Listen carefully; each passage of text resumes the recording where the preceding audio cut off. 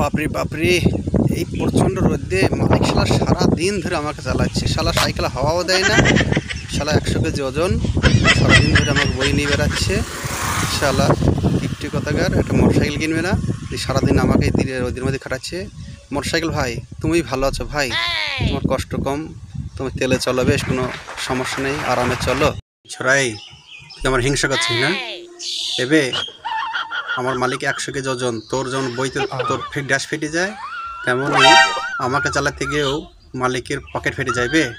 130 টাকা তেলের লিটার পড়ে গিয়েছে, কত টাকা খরচ হয় জানিস? তুই তো চলতে গেলে কোনো খরচই হয় না, এবার আবার হিংসা করছিস কেন বে? এবে মালিক অত ভারী আমার পেট্রোল করে নিয়ে যায়, আবার এই রোদ, সাইকেলে ঠিকমতো হাওয়া দেয় না, এত কষ্ট করে আমাকে চালায়, আমার ড্যাশ ফেটে বেরিয়ে যাচ্ছে। শালা মালিকের কোনো দয়া মায়া নেই। আর তোর শালা তোর তেলে চলিসবে, তোকে পেট্রোল করতে হয়। শালা আবার আমাকে গরম দেখাচ্ছিস, শালা শুয়ার কোথাকার।